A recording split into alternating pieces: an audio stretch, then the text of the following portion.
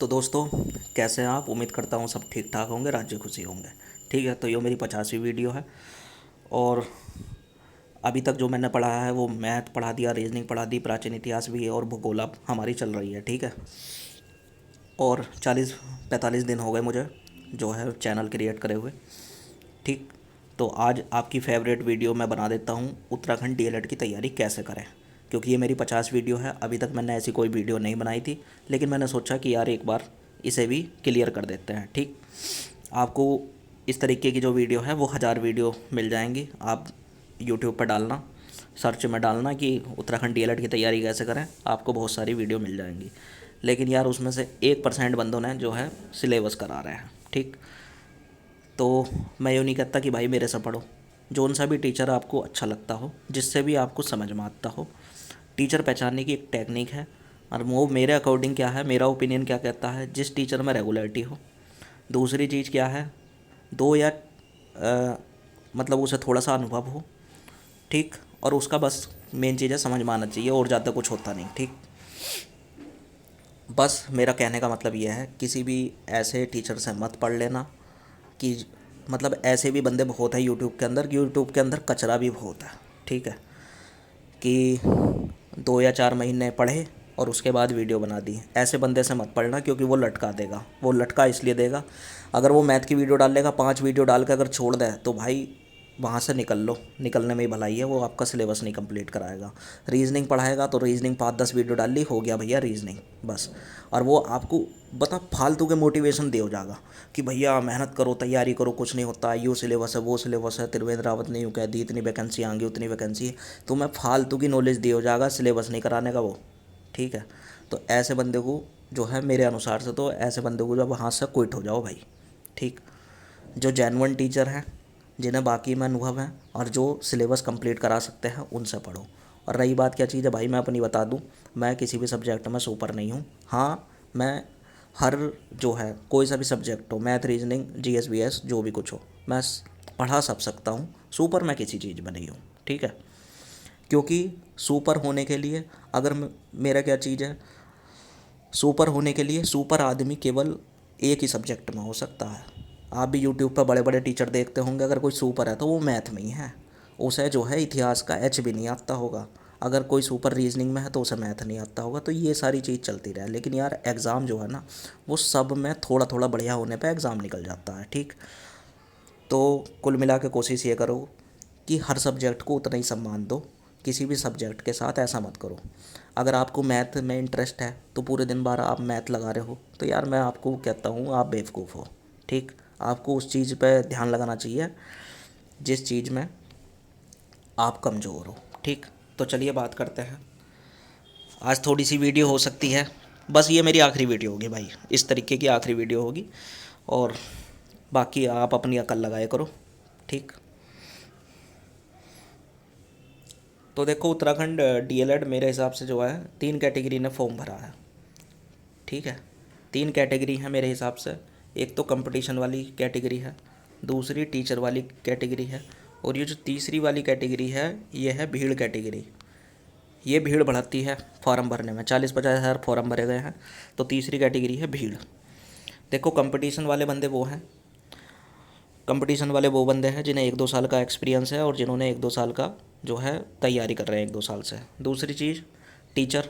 भाई टीचर तो इस फॉर्म को भरेंगे ही, क्योंकि टीचर का एग्ज़ाम है। ये वो टीचर हैं जो प्राइवेट टीचर हैं। ठीक है। 8-9 हज़ार रुपये उन्हें मिलते हैं। तो 8-9 हज़ार में तो गुजर बसर बिल्कुल ठीक है, शादीशुदा आदमी वैसे हैं, तो गुजर बसर नहीं हो पाती, तो ये टीचर हैं। तीसरी जो भीड़ है, भीड़ में क्या चीज़ है कि चुन्नू ने फार्म भरा तो मुन्नू ने भी भर दिया, टिंकी ने फार्म भरा तो रिंकी ने भी भर दिया। तो ये तीसरी कैटेगरी है। तो पहली कैटेगरी की बात कर लेते हैं, कंपटीशन वाली कैटेगरी। और कंपटीशन में भी दो तरीके की कैटेगरी होती हैं। एक तो जो होते हैं जीएस की तैयारी करते हैं, जीएस फील्ड से होते हैं, और दूसरे होते हैं ये मैथ रीजनिंग वाले फील्ड से। तो भैया क्या चीज़ है, अगर आप मैथ रीजनिंग वाले फील्ड से हो तो आप जीएस पे ज़्यादा ध्यान दो। अगर आप जीएस वाले फील्ड से हो तो आप मैथ रीजनिंग पे ज़्यादा ध्यान दो। ठीक। ऐसे ही टीचर होते हैं। भाई टीचर है, जैसे दूसरी कैटेगरी है टीचर। कोई बंदा टीचर है तो यार वो मैथ का टीचर हो सकता है, वो हो सकता है किसी सब्जेक्ट जीएस पढ़ाता हो स्कूल में, या रीजनिंग का टीचर हो सकता है, किसी भी एक ही सब्जेक्ट का तो टीचर होगा वो। तो आप जिसके टीचर हो उसमें तो आप नंबर क्रिएट कर ही लोगे, लेकिन जैसे आप मैथ के टीचर हो तो आप जीएस पे ध्यान दो, जीएस के टीचर हो तो आप मैथ पे ध्यान दो। क्योंकि हर व्यक्ति, कोई कह रहा है कि भाई एक रणनीति, कोई सी एक रणनीति ऐसी नहीं है जो सारी कैटेगरी पे काम कर जा। हर व्यक्ति के लिए अलग अलग जो है रणनीति होती है। जैसे भाई किसी के शरीर में होती है विटामिन की कमी तो उसे विटामिन खाने चाहिए, किसी के शरीर में प्रोटीन की कमी होती है, तो सबका शरीर अलग है, ऐसे ही सबके लिए रणनीति अलग होती है। कोई एक रणनीति नहीं होती जो सब पर काम करे। ठीक। अब 99% जो सिलेक्शन है वो इन्हीं दो कैटेगरी का इस एग्ज़ाम में होगा। ठीक है, 99% जो सिलेक्शन है वो इन्हीं दो कैटेगरी का होगा, कंपटीशन वालों का और टीचर वालों का सिलेक्शन होगा। जो 1% है उसमें से भीड़ का सिलेक्शन होगा। अब तो सबसे जो बेकार कैटेगरी है वो है भीड़ कैटेगरी। अगर आप भीड़ कैटेगरी मैं आपको बता रहा हूँ, भीड़ कैटेगरी है कंफ्यूज कैटेगरी। पूरे दिन भर टिकटॉक चलावे थी, अब टिकटॉक तो बैन हो गया, तो अब व्हाट्सअप चला रही है या सोशल मीडिया पर लगी पड़ी है। ये जो भीड़ कैटेगरी है यो देखा है सपने, यो सपने खूब देखती है, मेरा नंबर आ जाएगा, ये हो जाएगा, नंबर आ जाएगा, वो हो जाएगा, लेकिन यो तैयारी नहीं करती, मेहनत नहीं करती। तो इसके ख्याली पुलाव जो है वो अपने पकते रहते हैं। अगर आप इस कैटेगरी में आते हो तो इस कैटेगरी से बाहर निकल लो, क्योंकि यो कैटेगरी एकदम खोखली है। ठीक है, वही वाली बात है, चुन्नू ने भरा मुन्नू भी भरी आया। ठीक है, चिंटू ने भरा पिंटू भी भरी आया। ठीक है, सुनीता ने भरा फॉर्म तो अनीता भी भरी आई। तो यो वो वाली कैटेगरी है। इस कैटेगरी में अगर नंबर किसी का आया तो वो गिने चुने होंगे, या पैसे वैसे देने वाली कैटेगरी है यो, अगर पैसा है। ठीक है, तो कोशिश करो इस वाली कैटेगरी से बाहर निकल जाओ, क्योंकि यो वाली कैटेगरी क्या है, ना तो भैया मैथ बढ़िया, ना रीजनिंग बढ़िया, ना जीएस बढ़िया, क्योंकि ना तो इसे कंपटीशन का पता, ना कभी टीचिंग करी। ठीक है, तो इस कैटेगरी से बाहर निकल जाओ सबसे पहले। ठीक। अब बात करते हैं, ये कैटेगरी की बात हो गई। ठीक है, 4 सेक्शन होते हैं, आपको ये तो पता ही होगा। मैथ 50 नंबर का आएगा, रीजनिंग 50 नंबर की आएगी, और आपका टीचिंग एप्टीट्यूड वो 50 नंबर का, और आपका जीएस वो 50 नंबर का। ठीक। तो मैथ और रीजनिंग ये दो सब्जेक्ट ऐसे हैं इस वाले एग्ज़ाम में जिसमें फुल बटे फुल स्कोर किया जा सकता है। ठीक है, और फुल बटे फुल भी ना हो तो आप ये मान के चलो भाई 45 तो आपको मैथ में और 45 रीजनिंग में। ठीक है, इतना स्कोर करो। अगर आप आर्ट साइड के हो, मैथ से आपका कहीं पाला नहीं पड़ा है, तो आप 40 स्कोर कर दो, 40 रीजनिंग में कर दो, 5 5 और घटा लो। ठीक है, अब बात करते हैं कट ऑफ की। तो कट ऑफ क्या चीज़ है, देखो 2017 की, कुछ लोग कहते हैं इतनी गई थी उतनी गई थी। भाई मैं कट ऑफ पर काम नहीं करता, मैं कट ऑफ कभी देखता नहीं। ये कट ऑफ वट ऑफ देखना ना, आदमी के अंदर जो है ना, ये मैक्सिमम जो करने की क्षमता होती है वो ख़त्म हो जाती है कट ऑफ को देखते ही। कैसे कट ऑफ को देखते हुए, भाई 2017 में मान लो 150 कट ऑफ गई थी, तो आपने अपने दिमाग में बिठा ली। लेकिन मेरे भाई ये 2020 चल रहा है, 3 साल हो गए, और 3 साल में कंपटीशन बढ़ेगा ही बढ़ेगा। भैया हर साल कंपटीशन बढ़ता है, नए नए नमूने आते रहे। ठीक है, चलो, तो 3 साल बाद भी क्या 150 रहेगी? बिल्कुल नहीं रहेगी साहब, कंपटीशन बढ़ रहा है धीरे धीरे। ठीक, ये मेहनत करने वाला तो मेहनत कर ही रहा है ना। तो आप ये कट ऑफ का चक्कर छोड़ो, क्योंकि अगर आप सोचोगे कि यार 160 को लेकर आप तैयारी करोगे कि यार मेरे को 160 लाने हैं, तो मैं तुम्हें एक बात बताऊँ, अगर 160 के हिसाब से तैयारी करोगे तो 20 माइनस कर लो, नंबर आएंगे आपके 140। ठीक। ठीक है, इसलिए क्या चीज़ है, आप कट ऑफ के चक्कर में मत पड़ो, आप पढ़ो मैक्सिमम के, कि मुझे मैक्सिमम नंबर लाने हैं। मैक्सिमम नंबर मतलब आप जो अपनी तुलना करो वो करो 200 नंबर में से कितने लाने हैं। ठीक है, तो 200 नंबर में से कि आप इसे थोड़ा सा उस पर लो, अपने ईगो पे लो कि 200 नंबर का पेपर है, कि बता यार इतने कहाँ कट गए। क्योंकि जो मेंटलिटी है, माइंड सेट है, वही आदमी को बनाता है और वही आदमी को नीचे ले जाता है। तो मैक्सिमम का फार्मूला अपनाओ कि मेरे को मैक्सिमम नंबर लाने हैं जितनी भी मेरी क्षमता है। हर व्यक्ति की अपनी क्षमता होती है, और ये जो फालतू की चीज़ें चलती हैं, इसका दिमाग कमज़ोर, उसका दिमाग कमज़ोर, ये सब बकवास है। ठीक है, दिमाग सबके सेम है, जो बंदा ज़्यादा मेहनत करेगा, उस पर ज़्यादा टाइम देगा, ठीक है, वो ऑटोमेटिक ग्रोथ करेगा। ठीक। अब बात करते हैं जो पेपर है 2.5 घंटे का। ठीक है। तो आधा घंटा जो है यो तो आप OMR सीट भरने में, इसे तो एक तरफ को निकाल कर रख दो, इससे आपका कोई मतलब नहीं। तो पेपर जो वास्तविक है वो है 2 घंटे का, और 2 घंटे में आपको करने हैं 120 क्वेश्चन। तो 120 क्वेश्चन करने का मतलब क्या है, 2 घंटे, अच्छा 2 घंटा बराबर क्या चीज़ है, थोड़ी गलती हो गई, 2 घंटा मतलब क्या है 120 मिनट। तो 120 मिनट में आपको करने हैं 200 क्वेश्चन। तो 120 मिनट में 200 क्वेश्चन करने का मतलब ये है कि आपको 1 मिनट से भी कम समय, यानी कुछ 30-40 सेकंड ही एक क्वेश्चन करने के लिए मिलेगा। ठीक। अब क्या चीज़ है, जब देखो सिलेबस की बात मैं बिल्कुल नहीं करूँगा, क्योंकि आप सब ग्रेजुएशन आपने कर ही ली है। तो इतनी अकल आपको होनी चाहिए कि मैथ में क्या आता है, रीजनिंग में क्या आता है, और टीचिंग एप्टीट्यूड वगैरह, ये सिलेबस की मैं चर्चा नहीं करने का, खुद ही डाउनलोड करने हैं, और ऐसी वीडियो बहुत ज़्यादा पड़ी हुई हैं। ठीक है, तो वहाँ से देख लेना। ठीक। अब बात करता हूँ, जब आप एग्ज़ाम में जाओगे, ठीक, तो किस तरीके से आपको लेकर चलना, मतलब पहले क्या चीज़ सोल्व करनी है। तो पहले वो चीज़ सोल्व करना, जैसे 200 क्वेश्चन है, तो कोई सा एक सेक्शन पकड़ना जिसमें आप सबसे ज़्यादा स्ट्रोंग हो। ठीक है, वही सेक्शन सबसे पहले कर लेना, क्योंकि वो सेक्शन आप सबसे पहले करोगे तो आपका कॉन्फिडेंस जो है वो बढ़ेगा। ठीक है, कॉन्फिडेंस बढ़ेगा कि यार मैंने तो सब उधेड़ दिया, तो धीरे धीरे जो भारी क्वेश्चन भी हैं वो भी आपको आसान लगने लग जाएंगे। तो ये माइंडसेट वहाँ क्रिएट हो जाएगा, जो सबसे आपका स्ट्रॉन्ग पॉइंट है उसी से ही स्टार्टिंग करनी चाहिए। लेकिन जैसे ये मैथ है, ये रीजनिंग है, तो आपको पता है मैथ को भी सोल्व करना पड़ता है, रीजनिंग को भी सोल्व करना पड़ता है।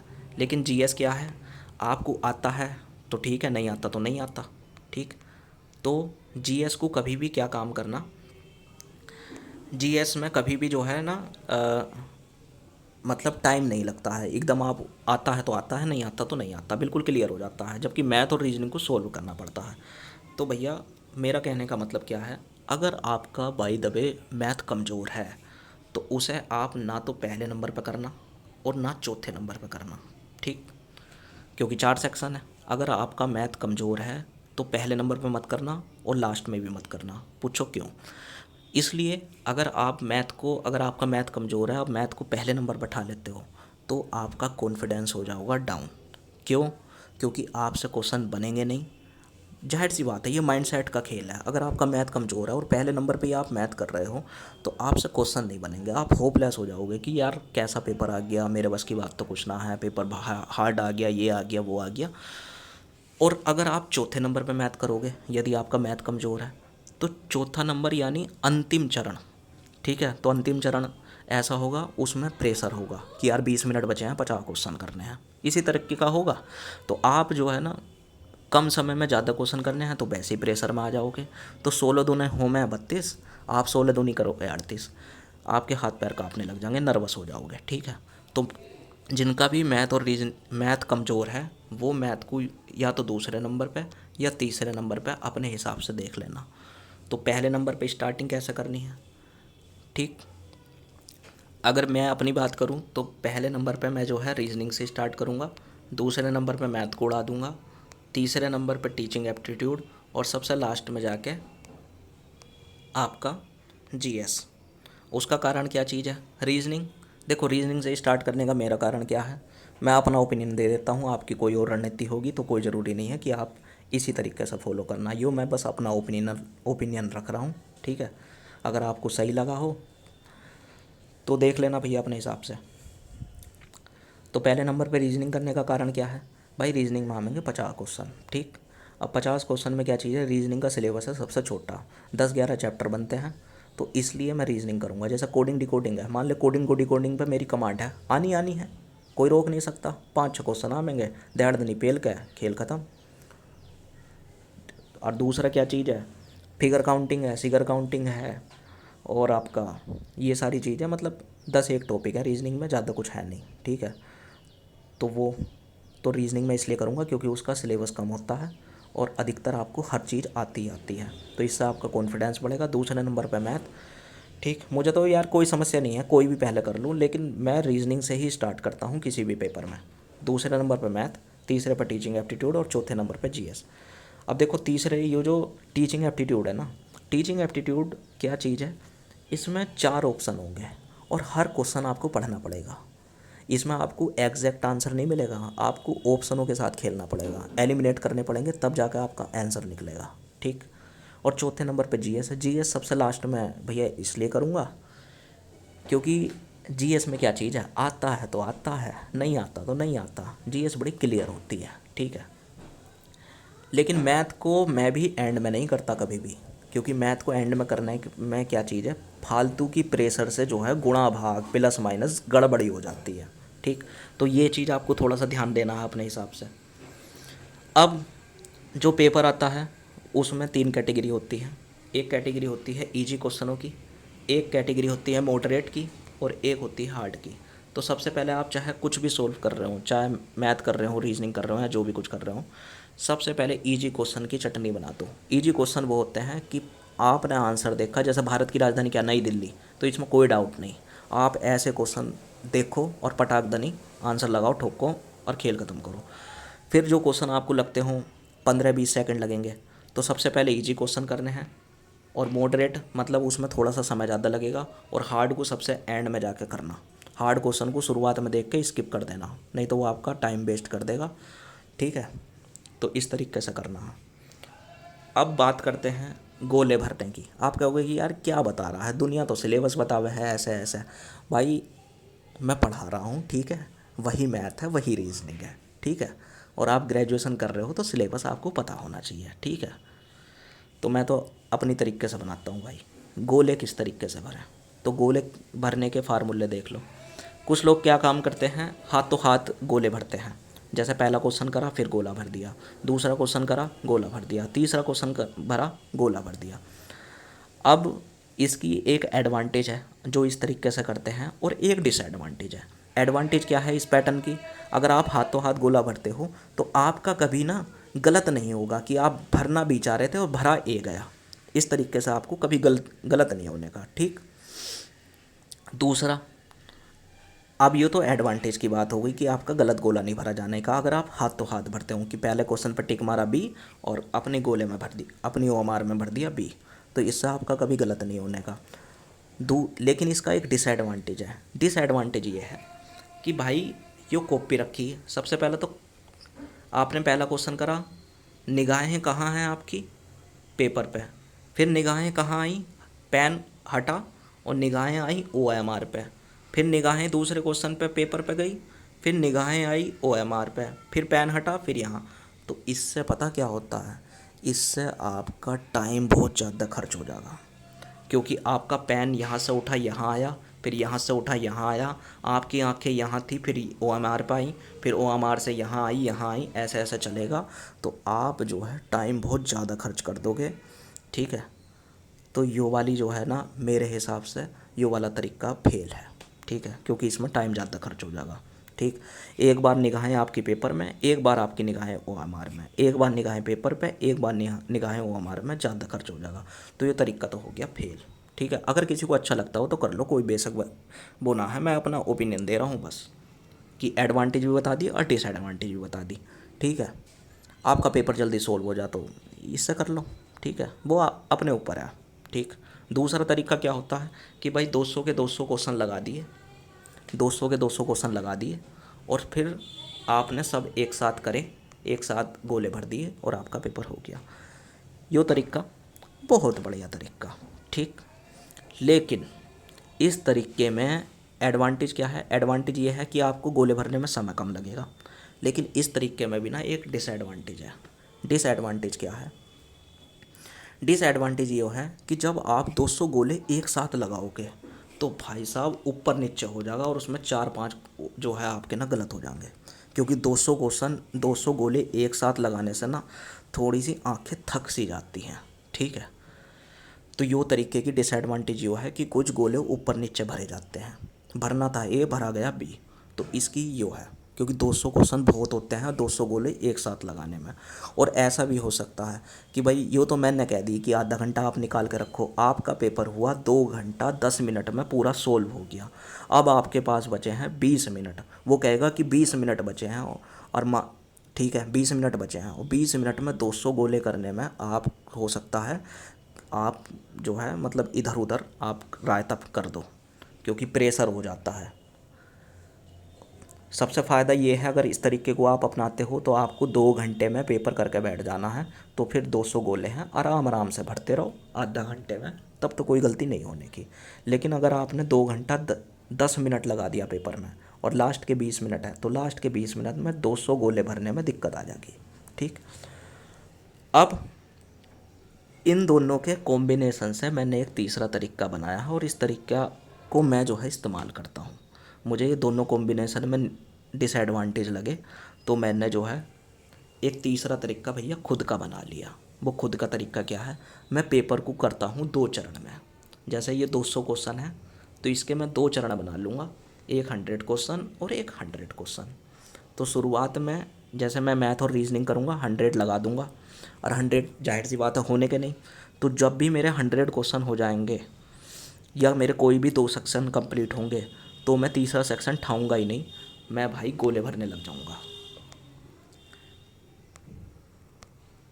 तो मैं क्या चीज़ है, जैसे मेरे 100 क्वेश्चन जहाँ कंप्लीट होंगे, तो मैं क्या चीज़ है, मैं यूँ नहीं देखने का कि मैं मुझे आधा घंटा हुआ या पौन घंटे हुआ है, भाई मैं गोले भर दूँगा उनके। ठीक है, मैं गोले लगा दूँगा। ठीक, और अगले 100, इससे पता क्या होता है, इससे ये होता है, ये जो काम होता है मैं पेपर के लगभग लगभग 45 मिनट के अंदर ही कर दूँगा ये काम।